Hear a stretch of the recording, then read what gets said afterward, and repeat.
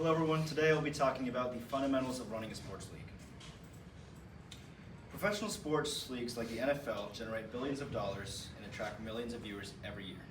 But every league, no matter how big, starts with the same basic foundations. Understanding how sports leagues work matters because they don't just provide entertainment, but they build communities and create opportunities for people to connect. As the founder and commissioner of my own sports league, the Asian American Frisbee League, I've had first-hand experience organizing games, managing players, and growing something from the ground up. On this slide, I've provided a graphic I made of the majority of the players from my season. Running a successful sports league comes down to three essential elements: funding and resources, marketing and media presence, and player engagement. Before I break those down, I would like to show you a real example of these in action through my own league. This is my league, the AAFL. Here you can see the organization and logo I've created. Everything included in this presentation, from branding to the structure, was designed to make the league feel real and engaging. Even without a big budget, building a strong identity and staying organized made a huge difference. In the AAFL, we've had a regular season and we have the playoffs coming up. It's pretty much a two-hand touch football league mixed in with a bit of Frisbee. And in the league in total, we have over 20 student athletes here at Jack Britt. We had a preseason team draft, pretty much like a draft night in the NFL to decide the players. And we have personal athlete interviews throughout the season, generally to make the Instagram posts. I've included a results graphic from my birthday where we held a match out in front of a hotel. And the main thing I really like about this league is that it gives students who never had the opportunity to play sports here at Britt, but it gives them pretty much an inexperienced player base in a new sport, so everyone's around the same level. As I go through the three main elements in this slideshow, I'll connect each one back to how I applied it in the AAFL. Let's start with the first key element, funding and resources. To start, every sport needs funding and resources. Even at a small level, you need equipment and a place to play. In the AAFL, I had to provide frisbees, cones, recording equipment, and access to a field. Without these, the league simply couldn't function. On this slideshow, I've provided an image of the Xbox Code camera that I use throughout the league, which is around $500, and we set it up for every single match. On a much larger scale, professional leagues rely on massive funding systems. According to Statista, in 2025, the NFL generates over $21 billion annually through sponsorships, ticket sales, and broadcasting rights. Research published in the Exercise and Sports Science Review also show that financial support is critical for sustaining sports participation. Since smaller leagues don't have this kind of funding, we adapt. In the AAFL, I use shared resources, free public fields to keep things running while staying organized. On the next slide, I will show you drone footage provided by Branson Buckner, who's one of our players in the AAFL.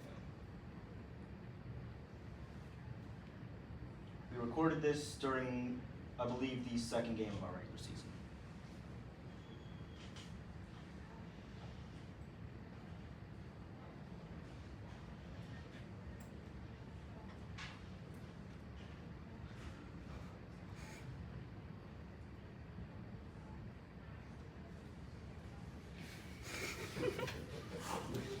Marketing and media presence bring a league to life. In the AAFL, I design posters, create highlight videos, and post online recaps to build a strong identity. This helps players feel like they're a part of something meaningful. On this slide, I've included a graphic of Namai's team, the Immortals, where they had to play their first regular season game to get the rankings for the postseason. At a professional level, marketing is even more important. A 2025 Forbes report explains that branding and media exposure are key drivers of sports league growth. Leagues like the NFL use broadcasting and social media to reach massive audiences.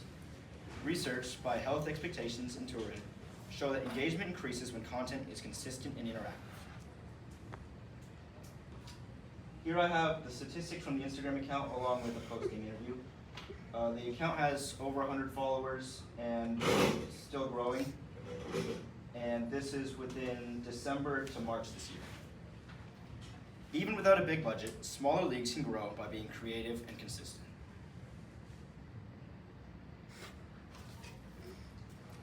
Finally, player engagement is what keeps a league alive long term. professional leagues, players are motivated by contracts, competition, and recognition.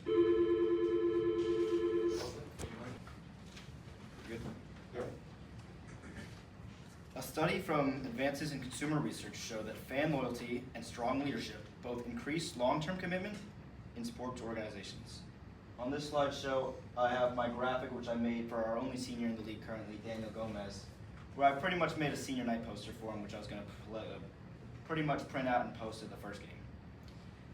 Scheduling is also important. Keeping games organized helps players stay committed and keeps the league feeling legitimate. Here we have our first preseason practice where we had a bunch of people show up, a bunch of familiar faces, and then we have the overall league layout with all the teams set. When leagues successfully combine funding, marketing, and player engagement, they create more than just games. They create a system that keeps people involved and invested.